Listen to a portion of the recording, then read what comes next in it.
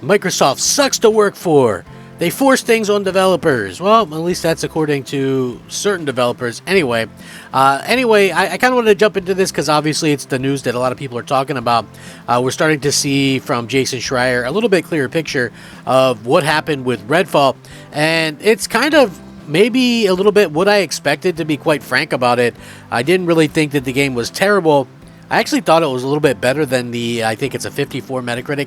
I actually thought it was a little bit better than that. I mean, when you look at games comparable, like that Pokemon game that came out on the Switch that's literally unplayable and has a Metacritic score in the 70s, you maybe start to think that there's a little bit of bias. There's also obviously piling on when it comes to Xbox, which is kind of unfortunate to say the least. But I did want to get into this because I felt like it was something that honestly needed to be said, and it's nice to see that Microsoft is going out there and making sure that everybody knows kind of what's going on in the future. Like, this to me actually has a lot that can be learned. Microsoft can learn a lot from this. So anyway, jumping right into it, Redfall developers reportedly hoped it would be canceled or rebooted by Microsoft. The project is said to have suffered from unclear direction and staffing issues. So a lot of people that are actually in the blame Xbox for all things humanly possible in gaming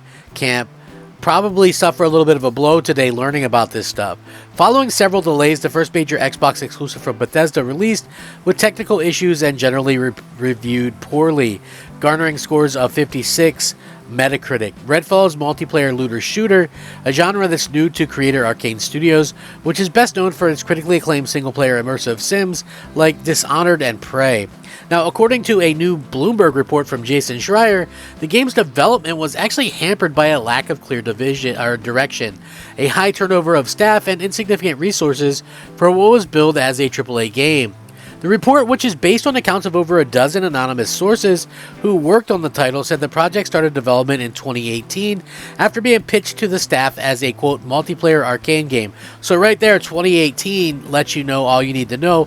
Microsoft didn't buy Bethesda until 2020 and didn't even close on it until I think either late in 2020 or maybe even 2021. So, again, they weren't the ones pushing this stuff. This is a very interesting story because you see kind of what happened. Now, the thing that I will say is that Microsoft probably should have been a little more hands-on, but that's sort of a double-edged sword in and of itself, because when they've been hands-on with developers in the past, people hated it or bad things happen. So it's like Microsoft is kind of damned if you do, damned if you don't. So, I mean, I guess we'll wait and see what happens. But, I'm very excited to see what changes can be made from this and what exactly the end result could have been or maybe should have been. I mean, if it seems like if they wanted Redfall canceled or they wanted Redfall rebooted, they could have went directly to Microsoft and probably had some kind of sit down or talk or whatever, and I think that probably would have been the much better way to go about things. Anyway, now, the report, which is based on these anonymous sources, again, reportedly found the pitch confusing and unsure that the sort of gameplay Arcane was known for would translate well to a co-op setting, and reportedly suffered because its development team was continually understaffed, with the Arcane Austin office employing fewer than 100 people and insufficient outsourcing support offered by Bethesda.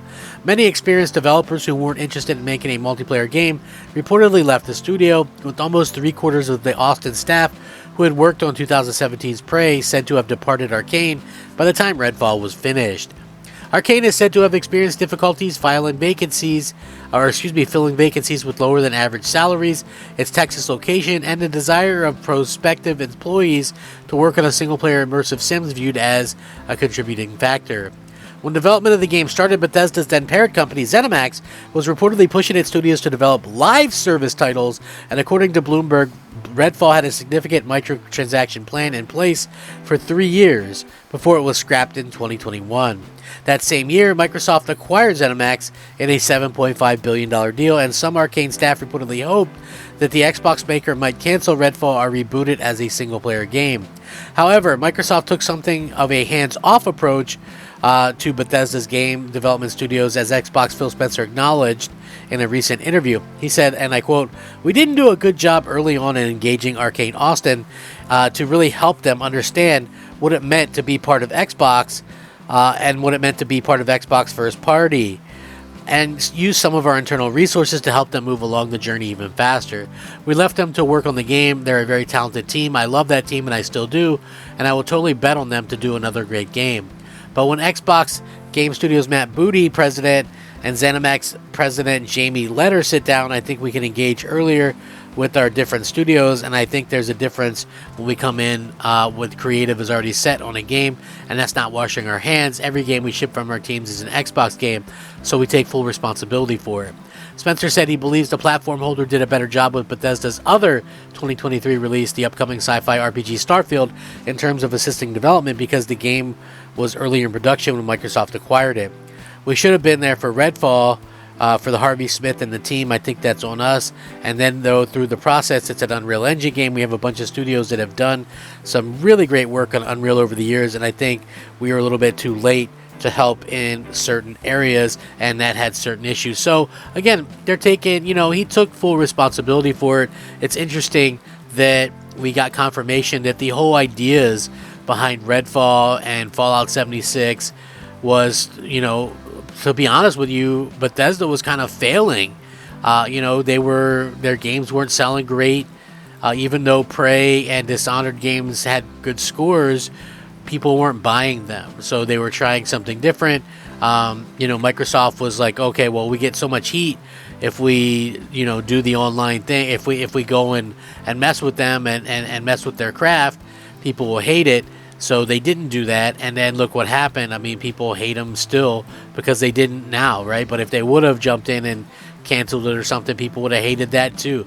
It's like such a double-edged sword for Microsoft, and one that, I don't envy them, the position that they're left in a lot of the time, to be honest with you.